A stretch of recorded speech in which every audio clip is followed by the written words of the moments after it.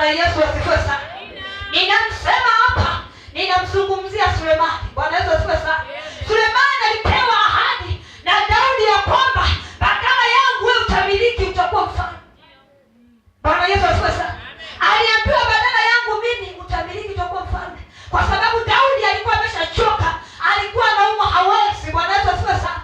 Lakini huyu Adonia alipotambua ya kwamba ile nafasi ya ufalme anaenda kuipata Sulemani, tafuta hicho, angalia alichokifanya. Wivu kamuingia, ile roho ya wivu kamuingia.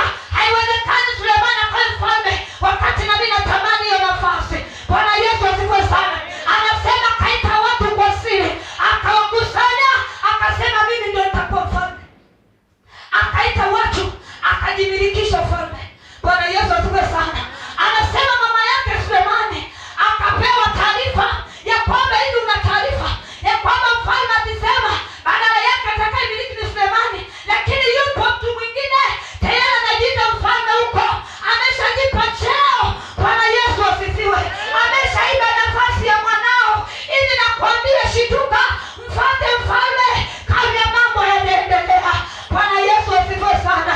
Anasema yule mama akamfuata mfalme, akasema uliniapia kwa Bwana ya kwamba mwanangu Sulemani atarithi badala yako, lakini leo kuna mtu amesimama anarithi mtu mwingine ambaye sio mwanao. Bwana Yesu asifiwe. Anasema Sulemani akasema, kama ni hivyo bwana wangu, nitafutegea usiku amelala, ni heri niitwe mhalifu. Kama kuua nitaua, kama ni damu itamwagika, lakini nafasi yangu hatachukua mwingine. Ni heri tupambane, ni heri nipigane, lakini ufalme hatachukua mwingine. Ni heri tuone, tupigane vita, damu itamwagika, lakini kiti changu hatachukua. Natamani Wakristo wa leo tuwe na hiyo roho. Natamani tuvae ubabe. Natamani tushituke, tuone maisha tulio nayo sio hayo tuliopangiwa. Tuone nafasi tulizo nazo sio hizo. Haleluya, haleluya, haleluya. Kuna watu hapa itakiwa majina yao yaanze kusikika mataifa, lakini alipoona wanamjua tu Mbeya akarizika. Bwana Yesu asifiwe sana. Kisa Mbeya wanamjua, kona yeye anajikuta hapa, Mungu ndo ameshaniinua. Hayo sio maisha Mungu amekupangia. Mungu anataka usikike mataifa. Mungu anataka usikike huko nje. Mungu anakutaka ufike Kenya. Mungu anakutaka ufike. Wewe hata Dar es Salaam hujafika, umenisika, umeibiwa. Nasema shituka, nasema shituka. Ipo neema nyingine ya kurejeshewa nafasi yako, ya kurudi kwenye kiti chako. Bwana Yesu asifiwe. Anasema Mfalme Daudi pamoja na umma amechoka, akasema nitafanya kama nilivyowapa kwa Bwana. Kwa nini alisema nitafanya? Kwa sababu Sulemani hakukubali kiti chake kibebwe na mtu mwingine. Hakukubali nafasi yake ichukuliwe na mtu mwingine. Alisema haitawezekana. Kama ni vita, vita. Kwa sababu nataka nikwambie kitu. Shetani anapotaka kitu ulicho nacho uko tayari kukuondoa kwenye haya maisha. Ndio maana unakuta mwizi yeyote akivamia kwenye nyumba yako, nimesema uwezi kanena. Bwana Yesu asifiwe. Unajua Kristo leo tumezoea kunena kwa lugha tukijua ndio tumezama. Vitu vingine sio vya kuzama sana, utakatwa kichwa hicho. Bwana Yesu asifiwe sana. Mwizi amekuingilia na mapanga, kamata panga. Ile ni vita, sio lele mama. Bwana Yesu asifiwe. Kamata panga mpaka kieleweke. Ama zangu ama zako kitaeleweka. Ila sitakuachia uchukue chochote muda.